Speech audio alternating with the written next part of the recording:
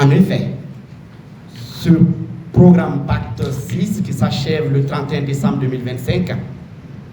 a été financé à hauteur de 20,2 millions d'euros, soit environ 13 milliards de francs CFA, par la République fédérale d'Allemagne à travers la KfW, Banque de développement.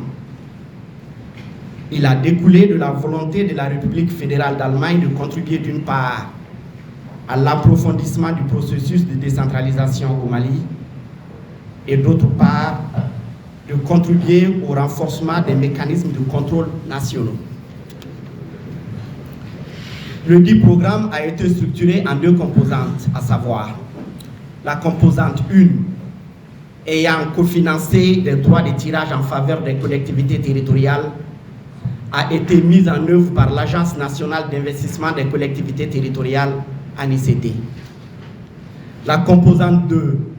ayant effectué le contrôle des investissements des collectivités territoriales financés à travers le FNACT a été mise en œuvre par la section des comptes de la Cour suprême, appuyée par un bureau de consultants indépendants. Mesdames et messieurs, au terme des 2 années de mise en œuvre de la composante 2 du Pacte 6,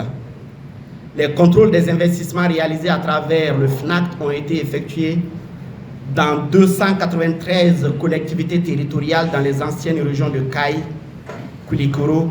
Sikasso et Ségou. Les rapports qui en sont sortis ont révélé de nombreux manquements et faiblesses des collectivités territoriales en matière d'exercice de la maîtrise d'ouvrage. Je cite entre autres la faible compréhension des rôles et responsabilités des acteurs dans la maîtrise d'ouvrage des collectivités territoriales, le faible respect des procédures de passation des marchés, les insuffisances dans le système de classement et d'archivage des collectivités territoriales, la faible qualité des ouvrages réalisés, la faible mise en œuvre des recommandations assorties des contrôles. Mesdames et messieurs, au regard des insuffisances subventionnées, nous espérons que cet atelier sera un tremplin pour des discussions approfondies autour des résultats des contrôles des investissements pour un meilleur exercice de la maîtrise d'ouvrage par les collectivités territoriales, surtout en cette fin du programme. En effet, nous espérons que la section des comptes qui a conduit ce programme de contrôle pendant ces 2 phases, de 2019 à 2025, poursuivra dans cette dynamique enclenchée en accordant un intérêt accru au contrôle des collectivités, y compris au suivi de la mise en œuvre des recommandations faites à l'endroit des collectivités territoriales. Ceci contribuera, nous en sommes sûrs, au renforcement de la bonne gouvernance locale au profit des dirigeants locaux, dont la redevabilité est de plus en plus exigée par les populations locales aux besoins combien croissants. Aux autres structures ici présentes, impliquées dans la maîtrise d'ouvrage des collectivités, nous lançons le même appel à soutenir davantage les collectivités dans leur exaltante mission de maîtrise d'ouvrage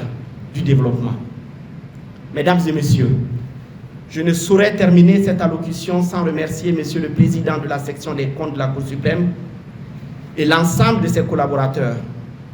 conseillers et auditeurs, qui n'ont ménagé aucun effort pour la mise en œuvre réussie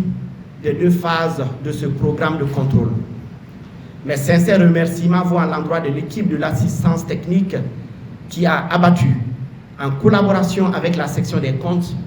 un travail considérable ayant conduit aux louables résultats engrangés, et ce,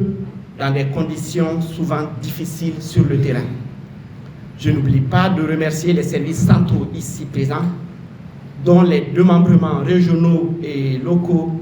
assistent et conseillent les collectivités territoriales de façon quotidienne.